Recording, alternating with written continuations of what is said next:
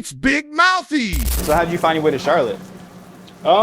Actually, my wife. So it started off with my wife. She had a salon here, and she also had one in New Bern. Okay. So she was traveling back and forth and telling me how much she liked Charlotte. And at the time, I had got out of the Marine Corps and I was working in the car business, Right. doing really well there. And I just told her one day, I was like, "You always talk about Charlotte. Like, what do you think about this taking a faith move and just moving out there?" And that's kind of how it started. We just took a faith move and moved out. And how did Crav'n Caribbean get its start? So that was originally the goal, was come here and start the food thing. Yeah. But honestly, I got a little nervous along the way and got cold feet when I first got here. So I got back into car business, did that for like a few months. And then like, I think it was like right after Christmas, I was home with my family and I was like, yeah, this is not it anymore. So I told my wife, I said, starting the new year of January 2020, I said I was going to take a full step out on faith and just do this full time. So I left that job and just went around selling plates out my house, driving around in my car full time. And then it kind of kept on growing. More people started finding out, and I was like, yeah, it's time for the next step. Yeah. The next step was to try to find something like this, a commissary, and then go from there. That's what's up. So how did like this concept is new to me because I spent like my early adult age or whatever in like Myrtle Beach, and we didn't have like ghost kitchens. Yeah. I've never how does this work? So like different people rent out different spaces in the kitchen, or how does that? Yeah. So basically, just imagine like one big restaurant that most people can operate out of. Oh. So that's basically what it is. So but it's set up. This one is set up different from most. So a true ghost kitchen is like they start off in like bigger metro cities like Atlanta, Houston, stuff like that. So if you go to Atlanta, they have a lot of them. Okay. But they're all on different brands and stuff like that. So usually what a true ghost kitchen is really meant for like delivery orders only. So it's meant so you never actually can walk up and see the actual customer. Yeah. Or the business that you're ordering from is meant just where you just order online, is prepared and sent to you. And what a lot of people don't know about the ghost kitchen industry is a lot of places that you order from that you might think is somewhere different, it's really not. Really not. So you might like have a restaurant uptown that they might have a different concept under a different name, and they're selling food. So you think you're getting it from a different restaurant, but you're really getting the same thing. I think I saw that with Outback. Outback, I ordered some wings, and the wings were coming from Outback. I was like, how does that work? It was a completely different restaurant name. They're operating the same kitchen. That definitely makes sense. Yep. Yeah, so it's definitely good for a stepping stone when you first start out, because of course you come in here, the equipment's already here. Yeah. You don't have to wait for a build out or find a second gen and stuff like that. Now, if you do have a suite, you got to bring your own equipment. So that's basically like a private mini kitchen. So instead of having a build out of 1,000 square foot kitchen, you might have 200 square to 50 square feet, where at least you know the hood is already in there. You just have to bring the equipment that go on there.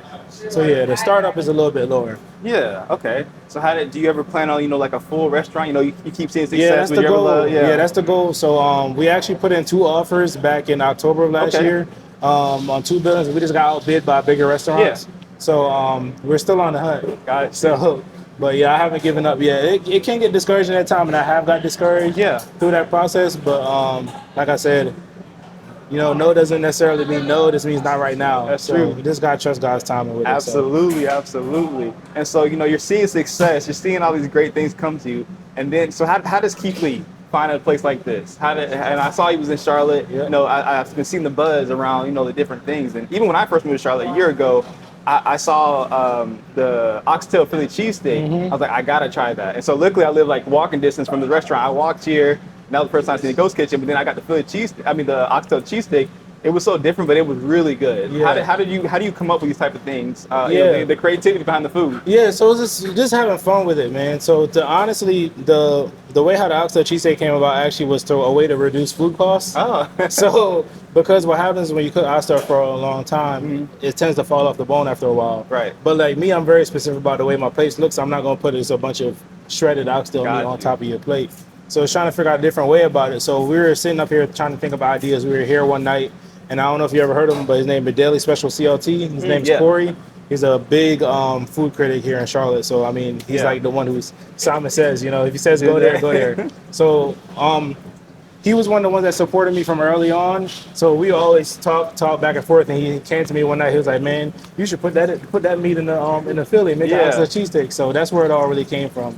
So it started off with that, and then from there, branched off into other stuff where we did like the oxtail egg roll. Yeah. Then we started doing the oxtail fried rice and different things like Yeah, that. and I see you have a recent partnership with a taco company. You do like the jerk shrimp tacos, Yep, the it's oxtail there with taco. Mariah's Taco Spot. So that's Man. a collab that we do every now and again. So Yeah. yeah, it's just something fun. And the thing about it, like the cool thing about it is like all this stuff just happens organically. Yeah. Because none of this stuff was really planned. It just kind of happened. So like even with the collab, she just came to me one day. Was like, hey, you know, we should put this in the taco. And I was like, let's do it. Yeah. So and it's really fun. Like, and that's one of the other things that we really love about that is also showing that like as small businesses, but not just small business only, but as small black businesses, like we can actually work together. Yeah. Because the thing about it is that she can do it on her own, and I can do it on my own too. But it's like one thing to come together. Because I've said this before too, like North Face and Gucci don't need each other, but they do collabs. You know what I'm saying? That's so true. it's really just something to come together, show that you can do it, and then also you bring in a different audiences for each other.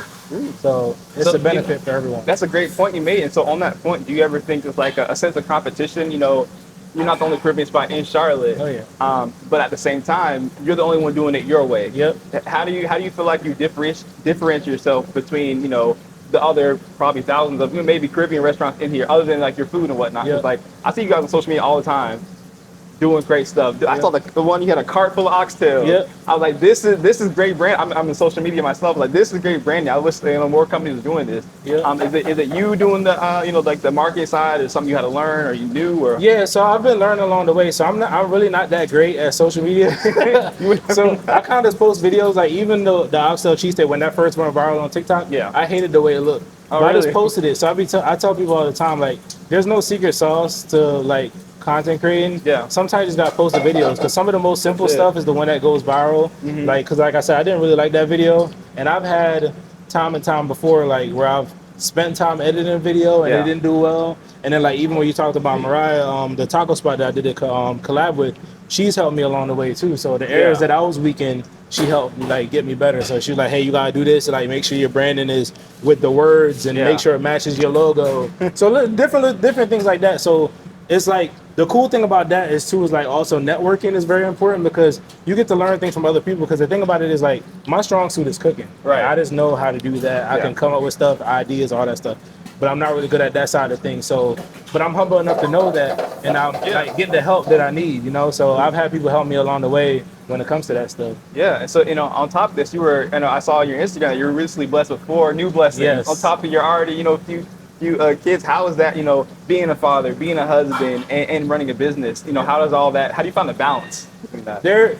Man, sometimes the thing about balance is, you can't ever really use the word balance, right? Because balance is supposed to be like where it's even killed. Right. So like for me, sometimes it's like a seesaw. So sometimes it's 80-20. So sometimes the business get 80% and then the family is 20. So the thing about it is like, you just have to have like a supportive partner. So like the thing about it is my wife, she understands the goal and where we're trying to go. Right.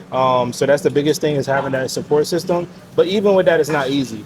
I'm not gonna sit up here and act like it's been all peaches and cream. Like there's not times where she just wish I was home. Yeah, exactly. Like it's hard, you know, because with 4 babies, we don't have any family here, and then we're managing like also trying to run a business and also this and then also too, you know, she's had to give up some of the things that she had to do, like you know her salon and stuff like that to make sure she's taking care of the kids, and then now I'm the one taking care of the household. So it definitely is a challenge.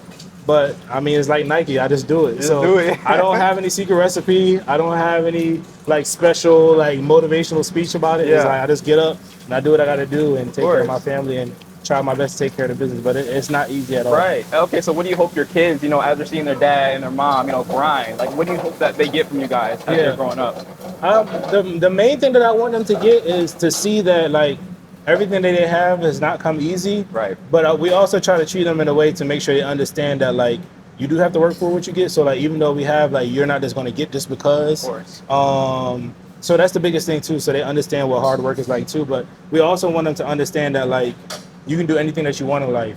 So that's the biggest thing about it. Like if you just stay perseverance, like that's the biggest thing. You can literally do whatever you want. Like because like I said, I started out driving around the city selling plates out my car. Yeah. And there's a lot of people that can vouch for this. I would drive from Mount Holly to Kannapolis and deliver a plate for free. Just whatever it took to get to where I wanted to be. So I think they'll learn that is like you have to do whatever it takes. Because even now they're seeing we're doing whatever it has to take because we don't have help here. We got to take care of the kids, make sure they still have balance. And also even though the quads are here and things are hard, we try to make sure our older kids don't feel like they're a burden. Right. So we still take them out the house and do things, go to the park. Yeah. We went to the zoo recently, so we still try to find somewhat of balance. Like I said, it's not always going to be 50-50. Right. But as long as you are dedicating certain time, and that's why we decided to start posting on Sundays and Mondays. So we can make sure that, at least I have 2 days that are dedicated specifically to them. Right. So that my family's not only getting just the scraps of my time. Yeah, that's a really, powerful thing. Like you said, when I say the word balance, you're right. We think of 50-50, Yeah. but also, like you said, it's not about 50-50. It's about, dedicating time when you have the time. Yeah. And so that's really respectful. Okay, so final question: what advice do you have for young entrepreneurs out there, either in a restaurant or not in a restaurant, they're just on their grind and they need some motivation? So you can look right here and you can talk directly to them. So my advice to any entrepreneur out there that is literally thinking about going on a journey, or you're already on the journey, is don't give up and don't be ashamed of failure. It happens, and it's only failure if you give up.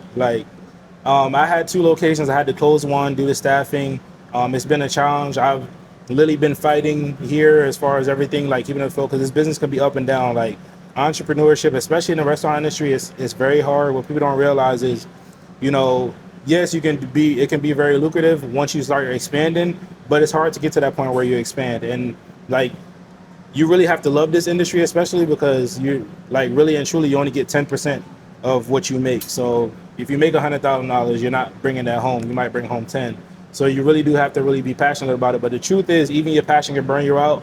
And I'm here to dispel that myth that even if you love what you do, I'd hate that saying of if you love what you do, you never work a day in life. That's not true. You're gonna work. You're gonna be in pain. There's gonna be days where you want to give up. Because I'm telling you, there's been so many times I want to give up. So many times where I've questioned myself, did I do the right thing?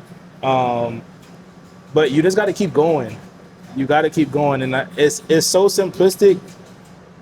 I don't have any crazy motivational speech to tell you. It's so simplistic. I always go back to this quote, Nike, you just got to do it. Just get up, do what you have to do, even when you don't feel like it. I come from a Marine Corps mentality, so there's times where they made us do some things that you didn't really want to do, and they say mind over matter, right? It's really all in your head at the end of the day. Your mentality will get you further than anything else will. And network, learn to meet other people, learn that you cannot always do it on your own, and just be a good person at the end of the day. It's not easy, but you can definitely do it. So don't ever give up on yourself. That's the biggest thing. I appreciate you. Thank you so much for the opportunity. I'm excited for this fried rice right here, but I'm excited, and I wish you nothing but success and the best. I appreciate it. Yes, sir. So when did you introduce the fried rice? Last year sometime. I don't remember. Probably early on last year. So this is the jerk chicken. So that's oxtail fried rice with the jerk bourbon chicken. So I'm excited for this.